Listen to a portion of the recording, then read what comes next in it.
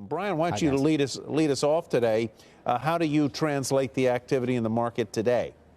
Well, Tyler, I don't know about your report card in high school, but if I told my parents I was bringing home an F and brought home a D-, I did better than I thought, but they were not going to be happy. And that's pretty much oil today. I mean, oil's up 10%, but as the numbers get smaller, I mean, you talked about that 945-point retracement on the Dow. That was 45% of what we lost yesterday, basically. So the numbers have gotten small, that we're seeing these pops come up here. Listen, there's some talk out there. Will the Russians and the Saudis get back together? Can they make some kind of last-minute OPEC deal? The president reportedly calling Mohammed bin Salman in Saudi Arabia to talk more about this. There are reports of some targeted stimulus plans potentially to help these shale producers. But you look at the Occidental news, they cut $1.5 billion in capital spending. That's a good move for them.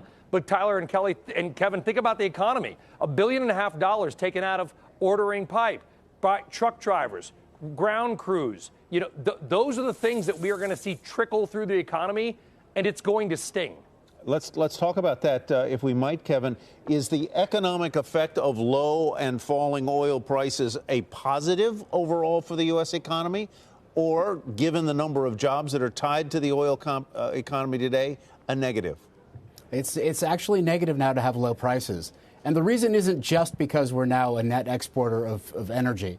It's got to do with the nature of what it means to put capital investment into the ground. The investment multiple you get out of upstream spending is just bigger than the money you save from a low price on the consumer side. So better to spend it at the upstream than to save it at the service island. The days when it used to be a net positive for the economy as a whole, of course, they're not over when you think about every driver as a whole. Nobody wants to spend more on energy. No politician wants to sell that. But for everybody in the economy, on average, it's better to have a higher price today. Brian, most people seem to think that, as we kind of move through the day and think through this, that Russia can last longer than Saudi with oil at these levels, and that U.S. bankruptcy court will take care of the extra 4 million barrels a day in global capacity. Sure, but that doesn't just, by the way, if a U.S. company goes bankrupt, which I'm sure they will, it doesn't mean they're going to stop producing oil. Remember that. This is Chapter 11. Back in December of 2018, we did a piece, I think it was on Power Lunch, where I highlighted the 6 stocks with the highest net debt to EBITDA ratios. I went back yesterday. Since we did that piece, the average return of those 6 stocks is minus 93%. I find no joy in that, but the market set the playbook. It's all about debt. But keep that in mind. Just because a company might file for Chapter 11 does not mean they are likely to stop producing oil. They will go through the courts. Private equity, which owns a lot of these, may insist that they keep pumping because private equity wants the cash flow. Again, it's going to be a credit and debt story. And, here's the other side of the story, guys, which is we're talking about an electric car future. And there's a lot of comments on my Twitter feed like, good, let the industry go away. We need electric cars. That's fine. We also need to heat our homes. Here's the kind of the sad irony. As the price of gasoline drops to $1.50 a gallon in parts of the country, it might make people less likely to spend the extra $15,000 to $20,000 to buy the electric version of the car that they might be looking at.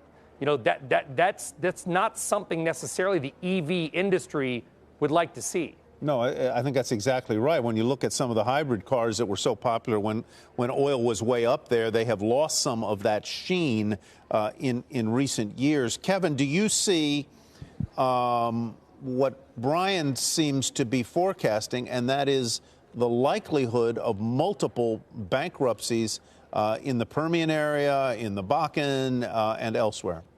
Yeah, I mean, what we're talking about, based on today's news, the Saudis exceeding their maximum capacity, the Russians maxing out themselves, that's 3.15 million barrels per day of incremental supply landing on a market that's already going to have a demand loss from coronavirus. Call it 600, 700,000 barrels per day. That combined effect puts the price in the teens without rationalization in the market. That rationalization is going to happen, unfortunately, in some of the producers here in the U.S. Now, on the slide on the way down, some other supply would probably also get shut in. Now, as to whether they stick with that, whether the war keeps going, Russia does have insulation in its tax law, as Kelly was bringing up. They have an incentive to produce more at lower prices. So I don't think anyone's expecting this to end soon. But a $30 print does a lot to focus the mind, and 20 is mind-opening, mind-altering. By the way, can I jump in just quickly? If you want to find a little bit of green on the screen, also look at the tanker stocks, TNK, STNG, because as the Saudis and the Russians pump oil, you need a place to keep it. So the tanker, you're going to see a lot of ships just sitting at sea, filled with oil, going to nowhere. But the ship owners are going to get paid. That's one sector of the market you might want to take a look at, guys. I'm trying to not be, all bad news.